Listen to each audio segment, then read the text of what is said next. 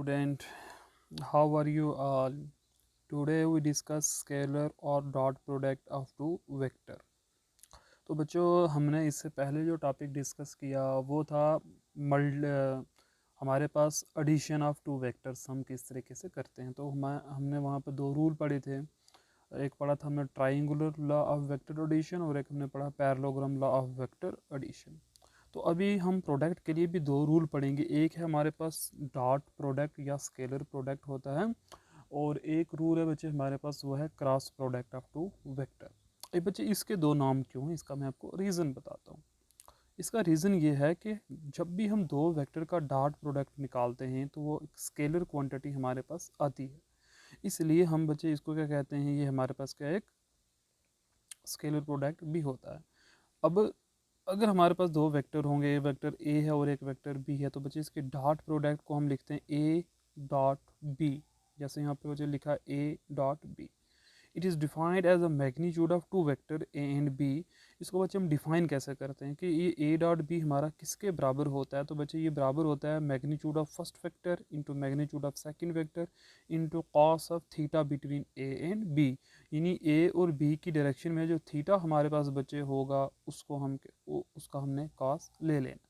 ये कहता है बच्चे स्केलर डॉट प्रोडक्ट हमें। ठीक है बच्चे, इसमें स्पेशल केसेस देख लो। कहता है व्हेन टू वेक्टर और पैरेलल, यानी थीटा जीरो होगा उस वक्त ए डॉट बी किसके बराबर होगा, वो होगा A B cos zero degree. तो बच्चे कॉस जीरो किसके बराबर होता है, 1 के बराबर। तो उस वक्त हमारे पास जो ए डॉट बी है वो सिंपल क्या हो जाएगा, ए मल्टीप्लाई बाई बी। यानी आप मैग्नीट्यूड फर्स्ट का निकालो, मैग्नीट्यूड बी का निकालो, दोनों को आपस में मल्टीप्लाई कर दो।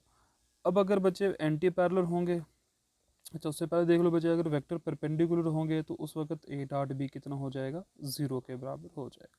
ये परपेंडिकुलर का मीनिंग बच्चे ये है कि अगर इस तरीके से वेक्टर हैं, ये एक वेक्टर ए है और ये वेक्टर बी है, तो बच्चे ये एंगल आ गया 90 डिग्री का।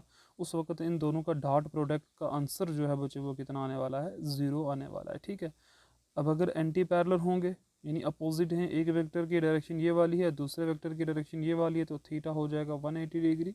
जब थीटा 180 डिग्री हो जाएगा तो बच्चे ए डॉट बी किसके बराबर हो जाएगा, माइनस ए इंटू बी। यानी आप सिंपल मैग्नीट्यूड ए का और बी का मल्टीप्लाई करके साथ में माइनस लगा दो। अच्छा जी, प्रॉपर्टीज़ क्या है डॉट प्रोडक्ट की। कहता है डॉट प्रोडक्ट जो दो वेक्टर का होता है वो कमोटेटिव होता है, यानी ए डॉट बी किसके बराबर होता है, बी डॉट बी के।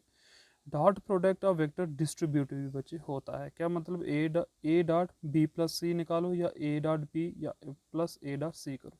यानी अगर इस तरीके से सॉल्व करो तब और इस तरीके से सॉल्व करो, दोनों बार इसका जो आंसर है वो सेम आने वाला है। ठीक है बच्चे। अच्छा, फिर नेक्स्ट प्रॉपर्टी बच्चे क्या, अगर कहता है हम dot product of vector with its self अगर निकालें, यानी ए डॉट ए अगर हम निकालें तो बच्चे वो सिंपल आंसर हमारे पास क्या आ जाएगा, ए का स्क्वायर आ जाएगा। सिंपल आंसर यानी सिंपल है हमारे पास। बच्चे इसकी जो एग्जांपल है वर्ड, जैसे dot product of two vector, तो है फोर्स इनटू डिस्प्लेसमेंट। यानी वर्क जो फार्मूला होता है वो होता है फोर्स का डॉट प्रोडक्ट डिस्प्लेसमेंट के साथ। ये बच्चे आपने याद रखना है। वर्क जो है ये क्या है, डॉट प्रोडक्ट है टू वेक्टर्स का, वो क्या है, फोर्स एंड डिस्प्लेसमेंट हमारे पास होते हैं। और बच्चे वर्क जो है ना ये स्केलर क्वांटिटी होती है। ठीक है ना, ये स्केलर है, ये बात आपने याद रखनी है। ठीक है बच्चे। और इसी तरीके से हमारे पास पावर, जो इंस्टेंटेनियस पावर जो होती है, ये हम इसको बच्चे डिफाइन करते हैं। ये डॉट प्रोडक्ट होता है किसका, फोर्स का और इंस्टेंटेनियस वेलोसिटी का, यानी एफ डॉट वी होता है बच्चे। ये आपने याद रखना है। पावर हम आगे चल के ये पढ़ेंगे भी, अपने याद भी रखना है। पावर जो बच्चे होती है डॉट प्रोडक्ट होती है फोर्स और वेलोसिटी की। ठीक है। तो बच्चे ये थे हमारे पास हम प्रॉपर्टीज़ की हमने बात की। अभी चलो Cartesian coordinate, in term of Cartesian coordinate बच्चे हम दे लेते हैं, हम डॉट प्रोडक्ट किस तरीके से फाइंड करते हैं।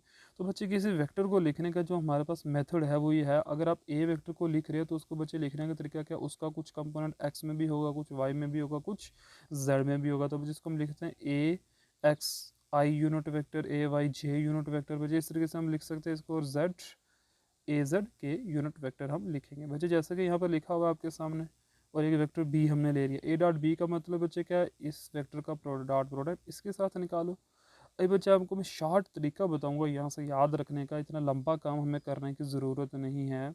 आप सिंपल क्या करिए बच्चे, आई का जो भी आई आपको दिख रहे हैं उसके साथ जो उनको आपस में मल्टीप्लाई कीजिए, प्लस जो आपको जे के साथ दिख रहे हैं उनको आपस में मल्टीप्लाई कीजिए। सिंपल बच्चे मैं आपको बता रहा हूँ, और इसका आंसर मैं आपको बताऊँ सिंपल बच्चे क्या आ जाएगा। देखो देखो बच्चे यहाँ पर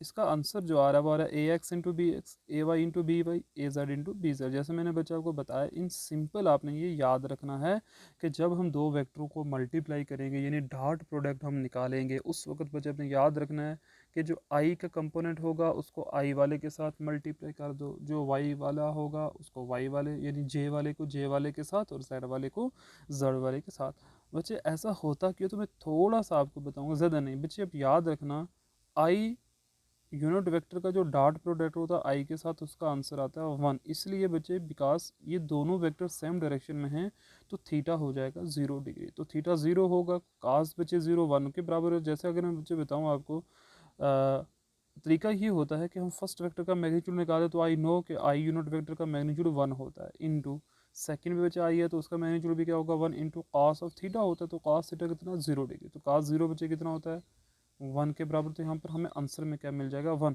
यानी जब हम ए एक्स को बी एक्स से मल्टीप्लाई करेंगे तो हमें जो आई डॉट आई है बच्चे उसका आंसर क्या आ जाएगा 1 के बराबर आ जाएगा, जैसे कि यहाँ पर आपने देख लिया। अभी बच्चे आई डॉट जे जो है इसको अगर हम देखें तो इसका आंसर क्या आ जाएगा। देखो बच्चे मैग्नीट्यूड फर्स्ट का भी 1 है, दूसरे का भी 1 है, बट यहाँ पर जो थीटा है ना, एक्स और वाई, ये बच्चे एक्स की डायरेक्शन में आई है और ये वाई की डायरेक्शन में जे है, तो दोनों की डायरेक्शन में एंगल कितना बन गया 90 डिग्री।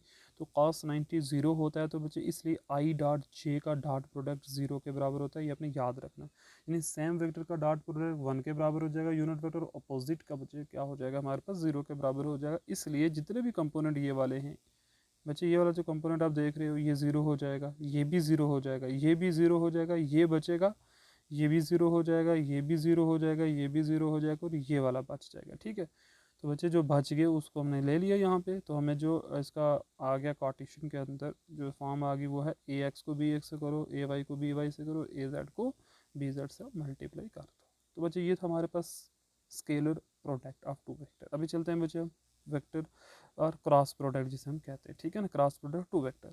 तो बच्चे cross product of two vector को हम ए क्रॉस बी से डिनोट करते हैं, और बच्चे से डिफाइन क्या करते हैं, मैग्नीट्यूड ऑफ फर्स्ट वेक्टर, यानी दोनों वेक्टर को मल्टीप्लाई करो और फिर इसका जो स्मॉलर एंगल है ना उसका साइन ले लो, यानी थीटा का यहाँ पर बच्चे आपने साइन लेना है।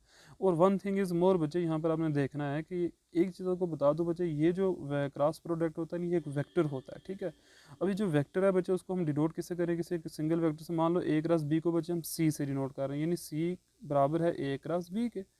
अभी ए क्रॉस बी बच्चे किसके बराबर होता है, फर्स्ट का मैग्नीट्यूड सेकंड का magnitude into sine of theta. और बच्चे साथ में एक हम चीज़ लिख रहे हैं सी यूनिट वेक्टर। बच्चे ये सी यूनिट वेक्टर हमें क्या बताएगा, ये सी की डायरेक्शन बता रहा है, ठीक है, तो रिमेंबर इट। अभी बच्चे जो सी यूनिट वेक्टर की जो डायरेक्शन होगी ना, ये भी आपने याद रखनी है। जो सी यूनिट वेक्टर होगा इसकी डायरेक्शन परपेंडिकुलर होगी। मान लो ये एक ए वेक्टर है, ये एक बी वेक्टर है, ठीक है बच्चे। अभी जो सी वेक्टर होगा वो यहाँ से बाहर की तरफ होगा, ठीक है। सी यूनिट वेक्टर बच्चे जो होगा वो यहाँ से बाहर की तरफ डायरेक्शन आपको बताएगा, ठीक है। तो बच्चे ये है हमारे पास क्रॉस प्रोडक्ट।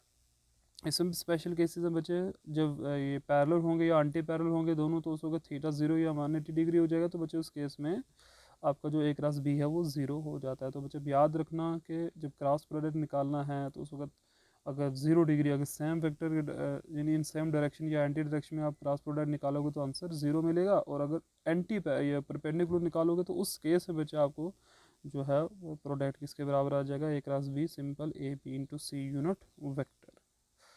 प्रॉपर्टीज बच्चे के क्रॉस प्रोडक्ट एंटी कम्यूटेटिव होते हैं, यानी A cross B B cross A के बराबर नहीं होता, माइनस बी क्रॉस ए होता है। बच्चे cross product two vector distributive, but ये डिस्ट्रीब्यूटिव होते हैं, ये आपने याद रखना है बच्चे। क्रॉस प्रोडक्ट टू वेक्टर का क्या होता है हमारे पास, डिस्ट्रीब्यूटिव होता है, ओके। तो बच्चे ये था हमारा आज का लेक्चर। अभी इतना थोड़ा सा बच्चे मैं आपको एक चीज़ यहाँ पर समझा देता हूँ।